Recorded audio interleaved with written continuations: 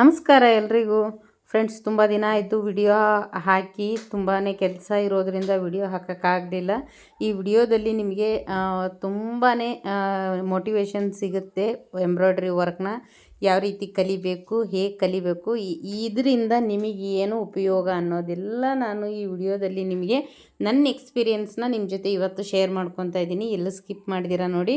ಹಾಗೆಯೇ ಇದ್ರ ಬಗ್ಗೆ ನಿಮ್ಮ ಅನಿಸಿಕೆ ಏನೇ ಇದ್ರೂ ನನಗೆ ಆದಷ್ಟು ಕಮೆಂಟ್ ಬಾಕ್ಸಲ್ಲಿ ಕಮೆಂಟ್ ಮಾಡಿ ತಿಳಿಸಿ. ನಾನು ಕೂಡ ಅದನ್ನು ನೋಡಿ ನಿಮ್ಗೆ ಯಾವ ಥರ ಇದೆ ಅನ್ನೋದು ಕೂಡ ನನಗೂ ಗೊತ್ತಾಗುತ್ತೆ. ಹಾಗಿದ್ರೆ ಯಾರು ಹೊಸ್ದಾಗಿ ನೋಡ್ತಾ ಇದ್ದೀರಾ, ಪ್ಲೀಸ್ ನಮ್ಮ ಚಾನಲ್ನ ಸಬ್ಸ್ಕ್ರೈಬ್ ಮಾಡ್ಕೊಂಡು ನೋಡಿ. ಹಾಗೆ ಖಂಡಿತ ವಿಡಿಯೋಗೆ ಲೈಕ್ ಕೊಡಿ ಫ್ರೆಂಡ್ಸ್. ಎಂಬ್ರಾಯ್ಡ್ರಿ ವರ್ಕ್ ಈಗ ತುಂಬ ಟ್ರೆಂಡಲ್ಲಿರೋದು ಅಂದರೆ ಎಂಬ್ರಾಯ್ಡ್ರಿ ವರ್ಕ್. ನಾವೆಲ್ಲರೂ ಈಗ ಸಾಮಾನ್ಯವಾಗಿ ಟೈಲರ್ ಮಾಡ್ತಾ ಇರೋವಂಥವ್ರು ದೊಡ್ಡ ದೊಡ್ಡ ಸಿಟಿ ಕಡೆ ಆದರೆ ಅವರು ಲಕ್ಷಾಂತರ ರೂಪಾಯಿ ಬಂಡವಾಳ ಹಾಕಿ ಕಂಪ್ಯೂಟರ್ ಮಷಿನ್ನ ತೊಗೊತಾರೆ.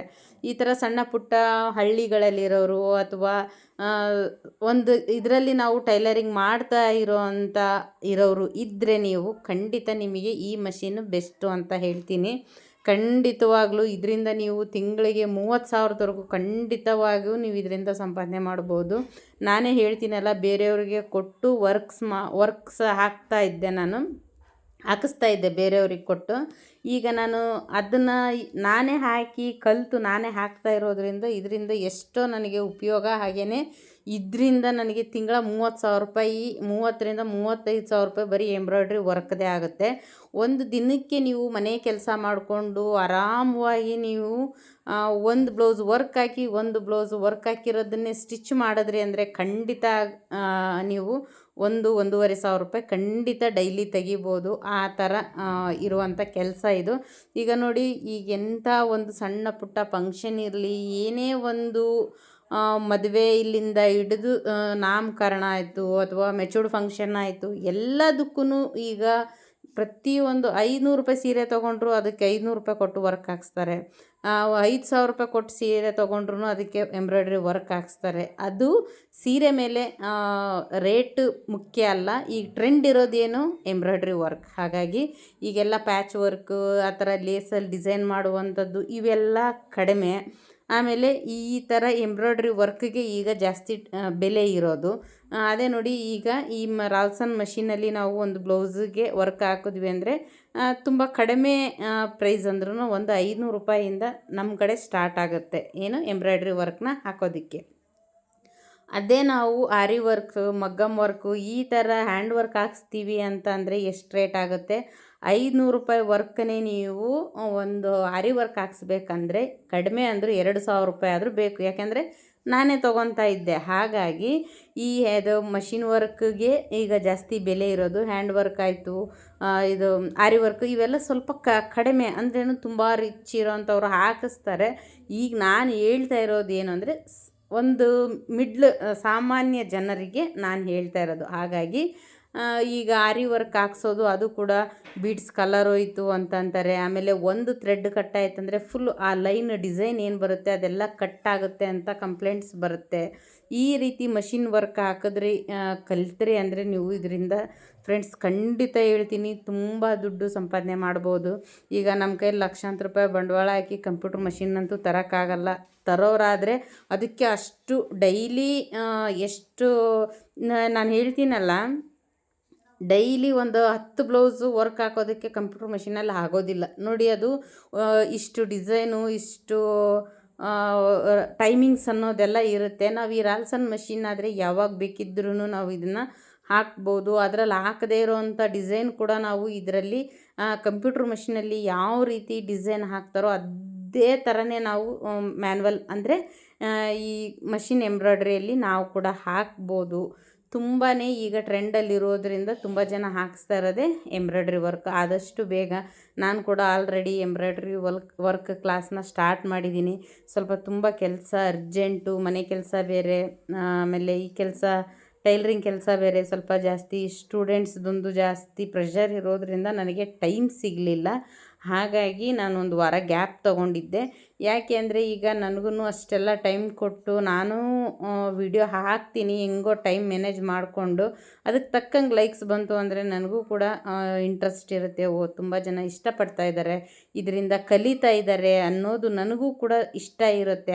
ವಿಡಿಯೋ ಹಾಕಬೇಕಪ್ಪ, ನೋಡು ಎಷ್ಟು ಜನ ಎಷ್ಟು ಚೆನ್ನಾಗಿ ರೆಸ್ಪಾನ್ಸ್ ಮಾಡ್ತಾ ಇದ್ದಾರೆ, ಎಲ್ಲ ಲೈಕ್ಸ್ ಚೆನ್ನಾಗಿ ಬರ್ತಾ ಇದೆ ಅಂತ ಇಂಟ್ರೆಸ್ಟ್ ನೀವು ಒಂದು ನನಗೆ ಮೋಟಿವೇಶನ್ ಕೊಟ್ಟರೆ ನನಗೆ ಇಂಟ್ರೆಸ್ಟ್ ಇರುತ್ತೆ. ಯಾರೆಲ್ಲ ಕಲಿಬೇಕು ಅಂತ ಅಂದ್ಕೊಂಡಿದ್ದೀರೋ, ನಾನು ಯಾವಾಗ ನಿಮಗೆ ಕ್ಲಾಸ್ ಸ್ಟಾರ್ಟ್ ಮಾಡಿದ್ರೂ ಅರ್ಧಕ್ಕೆ ಸ್ಟಾಪ್ ಮಾಡಬಾರ್ದು ಅಂದ್ಕೊಂಡಿದ್ರೆ ಅದಕ್ಕೆ ತಕ್ಕಂಗೆ ನೀವು ಕೂಡ ನನಗೆ ಮೋಟಿವೇಶನ್ ಕೊಡಬೇಕಾಗುತ್ತೆ. ಹಾಗಾಗಿ ಆದಷ್ಟು ನೀವು ಕೂಡ ಲೈಕ್ಸ್ ಕೊಡೋದ್ರಿಂದ ನನಗೆ ತುಂಬಾ ಇಂಟ್ರೆಸ್ಟ್ ಇರುತ್ತೆ.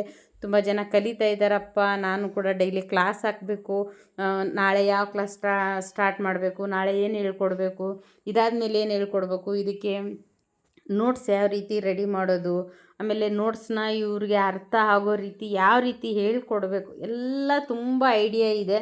ಆದರೆ ನಿಮ್ಮದು ರೆಸ್ಪಾನ್ಸು ಸರಿಗಿಲ್ಲದೆ ಇರೋದ್ರಿಂದ ಕಡಿಮೆ ಆಗಿರೋದಷ್ಟೇ. ಇನ್ನು ಮುಂದೆ ಆದ್ರೂ ವಿಡಿಯೋ ರೆಗ್ಯುಲರಾಗಿ ಬರುತ್ತೆ. ಈಗ ಯಾಕಂದರೆ ಎಮರ್ಜೆನ್ಸಿ ಮನೆ ಪ್ರಾಬ್ಲಮ್ಮು ಕೆಲಸದ್ದು ಇದೆಲ್ಲ ಬಂದಾಗ ಒಂದು ಸ್ವಲ್ಪ ಗ್ಯಾಪ್ ಅಂತೂ ಖಂಡಿತ ಆಗೇ ಆಗುತ್ತೆ. ಹಾಗಾಗಿ ಖಂಡಿತ ಕ್ಲಾಸ್ನ ಸ್ಟಾರ್ಟ್ ಮಾಡ್ತೀನಿ. ನಮ್ಮದು ವಾಟ್ಸಪ್ ಗ್ರೂಪ್ ಕೂಡ ತುಂಬ ಚೆನ್ನಾಗಿ ಒಬ್ಬರು ರೀಸೆಂಟ್ಲಿ ಮೊನ್ನೆ ಅಷ್ಟೇ ಮಷಿನ್ ತೊಗೊಂಡಿದ್ದಾರೆ. ಅವರು ಕೂಡ ಚೆನ್ನಾಗಿ ವರ್ಕ್ ಹಾಕಿ ಡೈಲಿ ಫೋಟೋಸ್ ಹಾಕ್ತಾ ಇದ್ದಾರೆ. ಅವ್ರಿಗೂ ಕೂಡ ಈಗ 2 ದಿನ ಆಯಿತು, ಏನೂ ಹೇಳ್ಕೊಟ್ಟಿಲ್ಲ, ಟೈಮ್ ಇಲ್ಲ ಅಂತ. ತುಂಬ ಚೆನ್ನಾಗಿ ನಿಮಗೂ ಯಾರಿಗಾದರೂ ಇಂಟ್ರೆಸ್ಟ್ ಇದ್ದರೆ ಖಂಡಿತ ನಮ್ಮ ವಾಟ್ಸಪ್ ಗ್ರೂಪ್ಗೆ ಜಾಯ್ನ್ ಆಗ್ಬೋದು. 3 ತಿಂಗಳವರೆಗೂ ನೀವು ಆರಾಮವಾಗಿ ಅದರಲ್ಲಿ ಎಂಬ್ರಾಯ್ಡ್ರಿನ ಕಲಿಬೋದು ಫ್ರೆಂಡ್ಸ್. ಯಾರಿಗೆಲ್ಲ ಇಂಟ್ರೆಸ್ಟ್ ಇದೆ ಆದಷ್ಟು ನನಗೆ ವಾಟ್ಸಪ್ ಮಾಡಿ. ಆಮೇಲೆ ನಾನು ಯಾವ ರೀತಿ ಕಲಿಬೇಕು ಅಂತ ಹೇಳ್ತಾ ಇದ್ದೆ ಅಂದರೆ, ಪ್ರಾಕ್ಟೀಸ್ ಅನ್ನೋದು ನಿಮಗೆ ತುಂಬ ಮುಖ್ಯ ಆಗುತ್ತೆ. ಇಲ್ಲಿ ಪ್ರಾಕ್ಟೀಸು ನೀವು ಎಷ್ಟು ಪ್ರಾಕ್ಟೀಸ್ ಮಾಡ್ತೀರೋ ನಿಮಗೆ ಅಷ್ಟು ಚೆನ್ನಾಗಿ ಕೈ ಕೊಡುತ್ತೆ. ಈಗ ಮಷಿನ್ನು ನಾವು ಸ್ಟಿಚಿಂಗ್ ಏನು ಮಾಡ್ತೀವೋ ಅದು ಒಂದು ರೀತಿ ಕೆಲಸ ಆದರೆ, ಈ ಎಂಬ್ರಾಯ್ಡ್ರಿ ವರ್ಕ್ದೇ ಒಂದು ಕೆಲಸ ಆಗಿರುತ್ತೆ. ನಮಗೆ ಸ್ಟಿಚಿಂಗಲ್ಲಿ ನೋಡಿ, ನೀವು ಇದರಲ್ಲಿ ಏನಿರುತ್ತೆ ಅಂತ ಅಂದರೆ ಜಾಸ್ತಿ ನಮಗೆ ಕಟಿಂಗು, ಸ್ಟಿಚಿಂಗು ಇದು ಎಲ್ಲ ಕೆಲಸ ಇರುತ್ತೆ. ಇದರಲ್ಲಿ ವರ್ಕ್ ಫಿನಿಶಿಂಗ್ ಮಾತ್ರ ಇರುತ್ತೆ. ನಮಗೆ ಫಿನಿಶಿಂಗ್ ನೀಟಾಗಿ ಬರಬೇಕು ಅಂದರೆ ಹೆಚ್ಚೆಚ್ಚು ಪ್ರಾಕ್ಟೀಸ್ ಮಾಡಬೇಕಾಗುತ್ತೆ. ಪ್ರತಿದಿನ ನಮ್ಮ ಕ್ಲಾಸಲ್ಲಿ ನಾನು ಏನೆಲ್ಲ ಹೇಳ್ತೀನೋ ಅದನ್ನೆಲ್ಲ ನೀವು ಕರೆಕ್ಟಾಗಿ, ನಾನು ಯಾವ ರೀತಿ ಕ್ಲಾಸ್ನ ಹಾಕ್ತೀನೋ ನೀವು ಅದೇ ರೀತಿಯಾಗಿ ನನಗೆ ಸಪೋರ್ಟ್ ಮಾಡ್ಕೊಂಡು ಹೋದ್ರಿ ಅಂದರೆ ಖಂಡಿತವಾಗ್ಲೂ ನೀವು ಕೂಡ 1 ತಿಂಗಳಲ್ಲೇ ಬ್ಲೌಸಿಗೆ ವರ್ಕ್ ಹಾಕೋದನ್ನು ಕಲಿಬೋದು. ಇನ್ನು ಮುಂದೇನೂ ಅಷ್ಟೇ. ನಾನು ಏನು ಹೇಳ್ತೀನಿ ಅಂದರೆ 1 ತಿಂಗಳು ಚಾಲೆಂಜು ಅಂತ ತೊಗೊತೀನಿ. 1 ತಿಂಗಳು ಚಾಲೆಂಜಲ್ಲಿ ನಿಮ್ಮ ಬ್ಲೌಸ್ನ ನೀವೇ ವರ್ಕ್ ಹಾಕ್ಕೋಬೋದು. ಅಂದರೆ ರೆಗ್ಯುಲರಾಗಿ ಡೈಲಿ 1 ತಿಂಗಳು ಬಿಡದೇ ಇರೋ ರೀತಿ ವಿಡಿಯೋಸ್ನ ಹಾಕಬೇಕಾಗುತ್ತೆ. ಆ ರೀತಿ ವಿಡಿಯೋ ಹಾಕಬೇಕಾದ್ರೆ ಖಂಡಿತ ನಿಮ್ಮ ಸಪೋರ್ಟು ಕೂಡ ನನಗೆ ಬೇಕಾಗುತ್ತೆ. ಇದು ಒಂದು ನಾನು ಹೇಳ್ತಾ ಇದ್ದೀನಿ ನಿಮಗೆ. ಆದಷ್ಟು ಯಾರೆಲ್ಲ ಮಷಿನ್ನ ತೊಗೊಂಡಿಲ್ಲ ಅಥವಾ ಮಷಿನ್ ತೊಗೊಂಡಿದ್ದೀನಿ ನನಗೆ ವರ್ಕ್ ಹಾಕಕ್ಕೆ ಬರ್ತಾಯಿಲ್ಲ, ಸುಮ್ಮನೆ ಹಾಗೆ ಮನೇಲಿದೆ, ತುಂಬ ಜನ ನನಗೆ ಕಾಲ್ ಮಾಡಿ ಕೂಡ ಹೇಳ್ತಾ ಇದ್ದಾರೆ, ಅಕ್ಕ ಮಷಿನ್ ಇದೆ ನನ್ನ ಕೈಲಿ ಕಲಿಯೋಕೆ ಆಗ್ತಾಯಿಲ್ಲ, ವಾಪಸ್ ಅದನ್ನು ಸೇಲ್ ಮಾಡ್ಬೇಕು ಅಂದ್ಕೊಂಡಿದ್ದೀನಿ ಅಂತ. ಅಷ್ಟೆಲ್ಲ ದುಡ್ಡು ಹಾಕಿ ನೀವು ಮಷಿನ್ ತೊಗೊಂಡು ಮತ್ತೆ ವಾಪಸ್ ಕೊಟ್ರಿ ಅಂದರೆ ಏನಾಗುತ್ತೆ, ನಿಮ್ಮ ತೊಗೊಂಡಿರೋದಕ್ಕೂ ನಿಮಗೆ ಹೆಚ್ಚು ಕಡಿಮೆ ಅಂದರೂ 4,000 5 ಸಾವಿರದವರೆಗೂ ನಿಮಗೆ ಲಾಸ್ ಆಗುತ್ತೆ. ಅದರಿಂದ ಲಾಸ್ ಮಾಡ್ಕೊಳ್ಳೋದೇನಕ್ಕೆ, ಆರಾಮವಾಗಿ ನಿಮಗೆ ಎಷ್ಟಾಗುತ್ತೋ ಅಷ್ಟು ಪ್ರತಿದಿನ ಒಂದೊಂದೇ ಕಲಿತಾ ಹೋದ್ರಿ ಅಂದರೆ ನೀವು ಖಂಡಿತವಾಗ್ಲೂ ಕಷ್ಟದ್ದೇನೂ ಅಲ್ಲ. ಈ ಎಂಬ್ರಾಯ್ಡ್ರಿ ವರ್ಕ್ ಅನ್ನೋದು ಕೈ ಒಂದು ಸ್ವಲ್ಪ ಹುಷಾರಾಗಿ ನೀಟಾಗಿ ಇಟ್ಕೊಂಡು ಕಲ್ತ್ರಿ ಅಂದರೆ ಖಂಡಿತವಾಗ್ಲೂ ಕಲಿಬಹುದು. ಬರೀ ಗಂಡು ಮಕ್ಕಳೇ ಹಾಕ್ತಾರೆ ವರ್ಕ್ನ, ಹೆಣ್ಮಕ್ಳ ಕೈಲಿ ಹಾಕೋಕ್ಕಾಗಲ್ಲ ಅಂತ ಅನ್ನೋರು ಕೂಡ ಅದನ್ನ ತಲೆ ಕೆಡಿಸ್ಕೊಳ್ಳೋ ಅವಶ್ಯಕತೆಯೇ ಇಲ್ಲ. ಅಂತ ಇರ್ತಾರೆ, ಗಂಡು ಮಕ್ಕಳು ಮಾತ್ರ ಜಾಸ್ತಿ ವರ್ಕ್ ಹಾಕ್ತಾರೆ, ಹೆಣ್ಮಕ್ಳು ಒಂದೊಂದು ಸೈಡ್ ಯಾರೋ ಹಾಕೋದೇ ಇಲ್ಲ, ಬರೀ ಗಂಡು ಮಕ್ಕಳೇ ಹಾಕ್ತಿರ್ತಾರೆ ವರ್ಕ್. ಅದೆಲ್ಲ ಏನಿಲ್ಲ, ಕಲಿತ್ರೆ ಯಾರು ಬೇಕಿದ್ದರೂ ಹಾಕ್ಬೋದು. ಅದು ಯಾವುದೇ ರೀತಿ ಕಷ್ಟದ್ದಂತೂ ಅಲ್ಲವೇ ಅಲ್ಲ. ಒಂದು ನಮಗೆ ಬೇಸಿಕ್ ತಲೆಯಲ್ಲಿ ಒಂದು ಐಡಿಯಾ ಅನ್ನೋದು ಬರಬೇಕು. ಈಗ ಟೈಲರಿಂಗ್ ಟಚ್ ಇರೋರಿಗಾದರೆ ಒಂದು ರೀತಿ ಅರ್ಥ ಆಗುತ್ತೆ. ಟೈಲರಿಂಗ್ ಟಚ್ಚೇ ಇಲ್ಲಪ್ಪ ನಾನು ಬರೀ ವರ್ಕ್ ಹಾಕ್ತೀನಿ ಅಂದರೆ ಅವ್ರದ್ದೇ ಒಂದು ಬೇರೆ ಮೆಥಡ್ ಇರುತ್ತೆ. ನಮ್ಮ ಗ್ರೂಪಲ್ಲಿ ಟೈಲರಿಂಗ್ ಕಲ್ತಿರೋರು ಇದ್ದಾರೆ, ಟೈಲರಿಂಗ್ ಕಲಿದಿರ ಬರೀ ವರ್ಕ್ ಹಾಕ್ತೀನಿ ಕಲಿತೀನಿ ಅನ್ನೋರು ಕೂಡ ಇದ್ದಾರೆ. ಎರಡು ಥರ ಇರ್ತಾರೆ. ಅವ್ರಿಗೆ ಎಲ್ಲ ಕರೆಕ್ಟಾಗಿ ನಾನು ಅವ್ರಿಗೆ ತಕ್ಕಂಗೆ ಹೇಳ್ಕೊಡ್ಬೇಕಾಗತ್ತೆ. ಅದರಲ್ಲಿ ನೋಡಿ ಈಗ ಮಷಿನ್ ಟೈಲರಿಂಗ್ ಕಲ್ತಿರೋರ್ಗಾದರೆ ಆಲ್ರೆಡಿ ಅವ್ರಿಗೆ ಒಂದು ಸ್ವಲ್ಪ ಬೇಸಿಕ್ ಐಡಿಯಾ ಇರುತ್ತೆ. ಅಂದ್ರೇನು ಮಷಿನ್ ಕಂಟ್ರೋಲ್ ಐಡಿಯಾ ಇರುತ್ತೆ. ಆಮೇಲೆ ಫ್ರೇಮ್ ಮೂಮೆಂಟು ಅಥವಾ ಯಾಕೆಂದರೆ ಈಗ ನಾವು ಸ್ಟಿಚಿಂಗ್ ಮಾಡುವಾಗ ಬಟ್ಟೆ ಎಲ್ಲ ಯಾವ ರೀತಿ ತಿರುಗಿಸ್ತಾ ಇರ್ತೀವಿ ನೋಡಿ, ಅದೆಲ್ಲ ಫ್ರೇಮ್ ಮೂಮೆಂಟಿಗೆ ಸ್ವಲ್ಪ ಆದಷ್ಟು ಐಡಿಯಾ ಬರುತ್ತೆ. ಈ ಸ್ಟಿಚ್ ಅವ್ರಿಗೂ ಕೂಡ ಒಂದು ಸ್ವಲ್ಪ ಐಡಿಯಾ ಅನ್ನೋದು ಇರುತ್ತೆ ಟೈಲರಿಂಗ್ ಕಲ್ತಿರೋರಿಗೆ. ಕಲಿಯದೇ ಇರೋರು ಏನು ಕಷ್ಟದ್ದಲ್ಲ, ಇಲ್ಲಪ್ಪ ಟೈಲರಿಂಗ್ ಕಲ್ತಿರೋರಿಗೆ ಮಾತ್ರ ಎಂಬ್ರಾಯ್ಡ್ರಿ ವರ್ಕ್ ಹಾಕಕ್ಕೆ ಬರುತ್ತೆ, ನಮಗೆ ನಾವು ಏನು ಕಲ್ತಿಲ್ಲ, ನಮಗೆ ಟೈಲರಿಂಗ್ ಟಚ್ಚೇ ಇಲ್ಲ, ಆದ್ರೂ ನಾವು ಕಲಿಯೋಕ್ಕಾಗುತ್ತಾ ಅನ್ನೋದು ಡೌಟ್ಸು ತುಂಬ ಜನಕ್ಕಿರುತ್ತೆ. ಯಾವುದೇ ರೀತಿ ಡೌಟ್ಸ್ ಇಲ್ಲ. ನಿಮಗೆ ಸ್ಟಿಚಿಂಗ್ ಮಾಡೋಕ್ಕೆ ನನಗೆ ಅಷ್ಟು ಇಂಟ್ರೆಸ್ಟ್ ಇಲ್ಲ ಅನ್ನೋರು ಕೂಡ ನೀವು ಬೇಕಿದ್ದರೆ ನೀವು ಬರೀ ವರ್ಕ್ ಹಾಕಿನೇ ನೀವು ಬೇರೆಯವ್ರಿಗೆ ಕೊಡ್ಬೋದು. ಬೇರೆಯವ್ರದ್ದು ನಾನು ಬರೀ ವರ್ಕ್ ಹಾಕ್ತೀನಿ ಅಂತ ಹೇಳಿ ನೀವು ಕೂಡ ಬಟ್ಟೆನ ತೊಗೊಂಡು ವರ್ಕ್ ಹಾಕಿ ಕೊಡ್ಬೋದು. ಯಾವುದೇ ಕಷ್ಟದಂತ ಏನೂ ಇಲ್ಲ ಇದರಲ್ಲಿ. ಅಂದ್ರೇನು ನೀವು ಪ್ರಾಕ್ಟೀಸ್ ಮಾಡಬೇಕಾಗಿರೋದು ಇಂಪಾರ್ಟೆಂಟ್ ಆಗಿರುತ್ತೆ. ಯಾವುದೇ ಕೆಲಸ ಆಯಿತು ನಾವು ಮನಸ್ಸಿಟ್ಟು ಕಲ್ತೀವಿ ಅಂದರೆ ಖಂಡಿತವಾಗ್ಲೂ ಕಲಿಬೋದು. ಯಾವ ಕೆಲಸನೂ ಕಷ್ಟದ್ದಂತೂ ಅಲ್ವೇ ಅಲ್ಲ. ಈಗ ನಾನೊಂದು ಎಕ್ಸಾಂಪಲ್ ಹೇಳ್ತೀನಿ. ನಮ್ಮ ಫ್ರೆಂಡ್ ಒಬ್ಬರು, ಅವ್ರಿಗೆ ಟೈಲರಿಂಗ್ ಅಂದರೆ ಒಂಚೂರು ಕೂಡ ಇಂಟ್ರೆಸ್ಟ್ ಇಲ್ಲ. ಬೇಡಪ್ಪ ನನಗೆ ಟೈಲರಿಂಗ್ ಅಂದರೆ ನನಗಿಷ್ಟನೇ ಇಲ್ಲ.